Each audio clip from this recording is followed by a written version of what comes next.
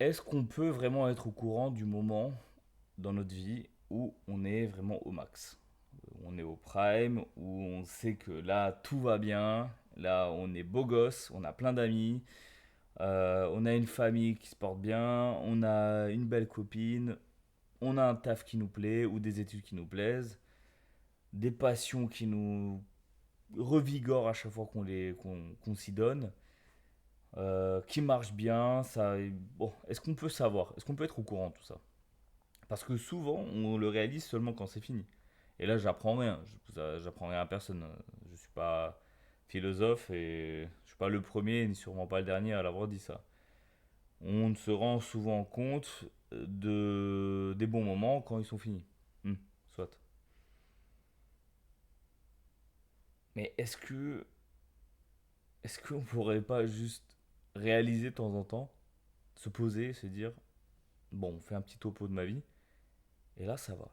Parce que souvent, quand j'y pense et quand on y pense, quand on fait un point avec soi-même, c'est rarement positif. On se pose rarement pour méditer et se dire bon, on en est où dans notre vie quand tout va bien. On est d'accord. Et puis, je sais même pas si ça vaut vraiment la peine d'être tout le temps complètement lucide. J'ai lu beaucoup de livres sur le bouddhisme il y a quelques années de ça. Et l'un des concepts phares du bouddhisme, c'est le fait d'être éveillé. L'éveil de chacun est très important dans le bouddhisme, d'être conscient des choix qu'on fait, d'être conscient des gens autour de nous, de ce qu'on mange, de ce qu'on voit, de ce qu'on entend, de ce qu'on ressent en général. Et c'est seulement lorsqu'on a atteint cet éveil-là qu'on devient Bouddha. Je suis pas sûr, hein. Sincèrement, j'y ai pas mal pensé. Et des fois, je me dis aussi que vaut mieux être con et heureux, hein. Vaut mieux être averti et conscient de rien du tout. Au moins, on n'a pas la souffrance de réfléchir sur les choses constamment. Euh, et puis, je pense même qu'on se porte un peu mieux quand on réfléchit moins. S'il y a des gens qui regardent cette vidéo et qui font de la musique, je sais pas si c'est le même cas pour vous, mais par exemple, moi maintenant, les musiques, enfin depuis que je fais de la musique, c'est-à-dire une dizaine d'années, euh, écouter une musique, c'est pas une souffrance, loin de là, justement. Mais il y a toujours cette question-là qui se pose. Enfin, on est conscient qu'on écoute de la musique, on est conscient et on essaie de déconstruire les musiques qu'on entend pour essayer de se dire ah, mais ok, bon là il a fait comme ça, ok. Là il y a cet instrument-là, d'accord, d'accord, je prends des notes, tout ça, tout ça. Et par exemple, juste apprécier les musiques telles qu'elles sont, sans se poser de questions sur comment elle a été faite, quelle qualité de microphone, quel studio a été utilisé. Bon, je vais pas jusque-là dans la réflexion, mais comprenez que il y a beaucoup de questionnements qui viennent en tête que je n'aurais pas si je m'étais pas autant renseigné dans la musique et si j'avais pas commencé à faire de la musique. Bon, attention, hein, je dis pas, hein, pour moi c'est une bénédiction de faire de la musique parce que c'est vraiment mon exutoire. Je pense que bon, si je faisais pas de musique, j'aurais trouvé autre chose en soi. Mais je pense que ça me fait du bien et heureusement que je fais de la musique. Sinon, qui sait, peut-être que je serais même pas là devant vous en train de parler. Pas que j'aurais fait une connerie, mais genre ça m'a induit dans la créativité en général et bah mine de rien, juste parler devant une caméra et avec un micro, ça requiert un peu de créativité et de culot pour le faire. Et ça, sans la musique, je pense que je l'aurais pas fait. Mais des fois, je me dis aussi, c'est quand même pas mal de juste apprécier les choses telles qu'elles sont sans se poser de questions.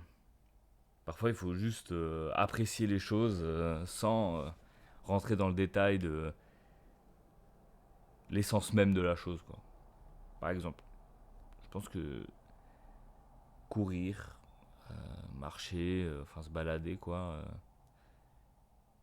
À mon avis, faudrait pas le faire avec de la musique, pas le faire avec des écouteurs, et juste l'apprécier en tant que telle cette activité.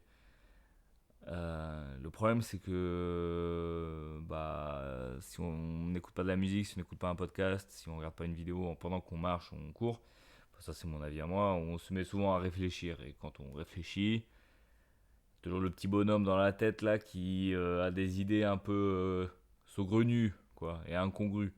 C'est-à-dire, ça va? Tu kiffes bien ta vie? Mais est-ce que t'as fait tout ce que tu t'étais dit que t'allais faire aujourd'hui? Est-ce que ce que tu fais dans la vie, ça te convient vraiment?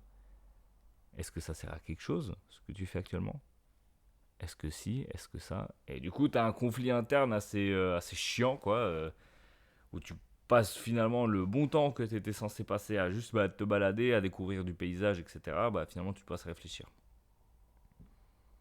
Ce qui n'est pas le cas pour moi dans la randonnée. Parce que quand je fais une rando, je pars dans les montagnes, etc. Moi, quand j'étais dans le sud, j'en faisais pas mal. Quand j'habitais à Mulhouse aussi, dans les Vosges, ça m'arrivait de temps en temps. Mais je choisis souvent des randonnées assez compliquées parce que quand pendant 1 ou 2 heures, t'es juste concentré à pas mourir ou à te fouler une cheville, bah t'as plus rien. Tu réfléchis à plus rien du tout. Et quand t'arrives en haut, au sommet, t'es tellement délivré de ta souffrance de concentration que finalement tu penses vraiment à plus rien du tout. C'est pour ça que moi j'adore les randonnées pour le coup, contrairement à courir ou marcher, parce que c'est pour moi un exutoire. Enfin, c'est même pas un exutoire, c'est juste blanc. C'est tout blanc dans ma tête, il n'y a plus rien. J'oublie tout. Je pense pas à hier, je pense pas à maintenant, je pense même pas à demain. Donc c'est incroyable. Et ça me fait penser aussi à un truc. En fait, j'avais déjà essayé d'aborder ce sujet-là en vidéo, mais j'étais constamment coupé par un élément extérieur. Du coup, bah, ça m'a cassé les couilles et j'avais la flemme de refaire une vidéo. Mais du coup, ça fait penser à un truc. C'est l'inquiétude qu'on a par rapport aux problèmes de tous les jours.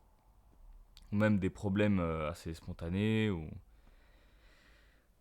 En fait, il y a un graphique assez simple que j'ai vu, que je pense beaucoup ont vu. C'est t'as un problème. Est-ce que tu peux le régler maintenant? Oui. Pas de problème alors. Pas besoin de s'inquiéter, tu peux le régler, c'est réglé. Si tu peux pas le régler maintenant, bah ça sert à rien non plus de s'inquiéter, hein. En fait, s'inquiéter pour un truc que tu peux pas régler, que tu peux pas prendre en charge, c'est plus facile à dire qu'à faire, hein, je conçois, hein. Je donne pas des leçons de morale à qui que ce soit, hein. Je suis pas philosophe, loin de là. Ce que je dis maintenant, ça a déjà été dit il y a des millions d'années, enfin pas des millions, mais des centaines et des milliers d'années. Ça sera peut-être redit dans 100 et 1000 ans, mais c'est quand même bien parfois de se le rappeler, hein. Et une fois qu'on arrive à ce dilemme-là, est-ce que je peux le régler? Oui. Est-ce que je peux pas le régler? Non. Bon, bref, dans tout cas, il faut pas s'inquiéter. Même, est-ce que la solution que je peux apporter est faisable maintenant? Non. Donc, t'inquiète pas. Est-ce qu'elle est faisable maintenant? Oui, je la fais. Problème réglé. Et pourtant, on est les premiers connards, on est les premiers cons à pas réussir à dormir la nuit parce qu'on se pose la question de est-ce que j'aurais pu dire un truc mieux à cette personne-là il y a 10 ans. On est là à se demander est-ce que j'ai fait les bons choix? Est-ce que j'ai choisi les bonnes études? Est-ce que je suis dans un métier qui me plaît? Est-ce que j'ai fait le bon choix de ce métier-là? Et c'est fatigant. Et c'est fatigant parce que souvent, enfin, moi, je vais au lit à ce moment-là, je suis fatigué toute la journée et pourtant c'est le seul moment où j'arrive pas à dormir. Alors que toute la journée j'essaie de dormir. Savoir si j'ai fait les bons choix est quelque chose de assez inquiétant en soi. Mais d'un autre côté, qu'est-ce qu'on y peut?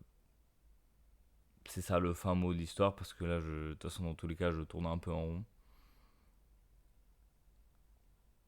Est-ce qu'on a fait les bons choix? Est-ce qu'on a des problèmes? Oui, non. Mais qu'est-ce qu'on y peut au final? Faut juste rester positif, s'entourer de bonnes personnes. Et même si on n'est pas, même si on a personne autour de soi, faut au moins se dire il y a au moins il y a au moins une personne sur Terre qui est prête à vous écouter. Que ce soit de manière monnayée, c'est-à-dire un psy, ou non, une personne random que vous rencontrez, je sais pas où. Ça m'est arrivé en Corée du Sud, au Japon, même là à Lyon, discuter avec des gens que je connaissais même pas. Bref, restez positif. La prochaine fois qu'on discutera, je vous promets que ça sera beaucoup plus joyeux. Parce que, en plus, là, il est tard. Je crois ouais, il est 23h40. Je commence tôt demain. À la prochaine.